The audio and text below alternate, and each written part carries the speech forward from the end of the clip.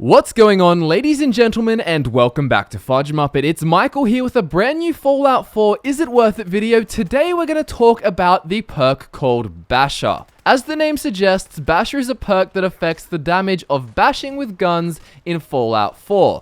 At the first rank, gun bashing will do 25% more damage. At the second rank, 50% more damage and possibly cripple your opponent. At the third rank, 75% more damage and have an increased chance to cripple your opponent.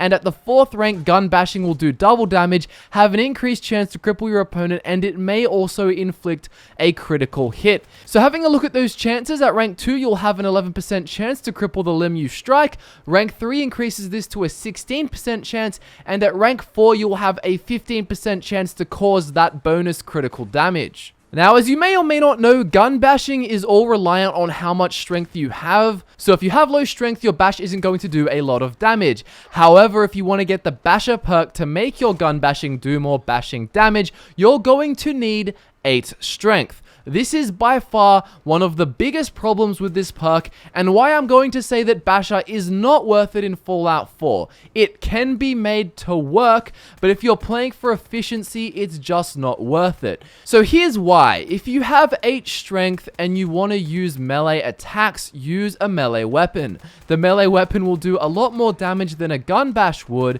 and if you have high strength, the only reason you have 8 strength surely is if you're using melee weapons. I don't know many characters that get 8 strength just for carry weight. It's not really the best investment. Furthermore, if you're a gun character who happens to have 8 strength, well, that wasn't the best decision if you're not using melee weapons. If you are using melee weapons alongside a gun and you want to use a gun to bash, you may as well just hotkey that melee weapon you use and switch to it to attack. Yes, I understand that bashing can be convenient, it can be useful, it can stagger your opponent, it can do all kinds of helpful things, it can help you reload faster, and it doesn't cost any ammo to use, but again, it's just not worth it because you need to invest 4 perk points into it to get it. You may as well just make your guns really good with all the gun-related perks, and your melee really good with all the melee-related perks, such as big leagues. Keep in mind that bashing also uses action points. Now, I will say, while this perk basically isn't worth it, if you want to use it, you can make it work. So what you're going to do if you want to make this work, you're going to have to be a character who has 8 strength and probably uses melee weapons and also guns. Perhaps you use heavy weapons and you want to put a shredder on your minigun. The shredder modification is that huge gnarly looking thing that spins around with spikes everywhere, and what you can do with this, people just think you bash for more damage, you can hold it down, and as it's spinning around, if you run into enemies, it'll cause a decent amount of damage. It's nothing game changing, but it's definitely noticeable and nice to have. So perhaps if you have a heavy guns character, you get the Basher perk, which still is not worth 4 perk points, but let's say you get it anyway because you think it's cool.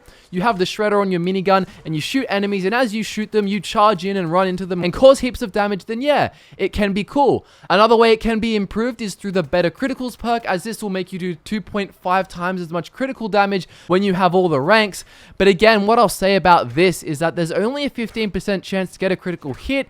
If you have high luck, you should be able to store up criticals pretty easily, and if you have guns and hopefully a melee weapon because you have high strength, then you may as well just get critical hits and use critical hits with those respective weapons. Also, do remember that gun bashing is no way benefited by big leagues. It also doesn't benefit from any of the characteristics of the gun itself, like a legendary effect. Say if you have a gun that does explosive damage and you put a bayonet on it and you slash someone, that's not going to be an explosive bayonet strike. And that's basically it, guys. This video isn't really about whether or not bashing itself is worth it. As I said, bashing can be useful to stagger enemies or just inflict more damage, but having to have 8 strength and then go invest 4 perk points into Basher doesn't really make sense unless you just want it because you think it's cool and you're going to make it work for your specific build.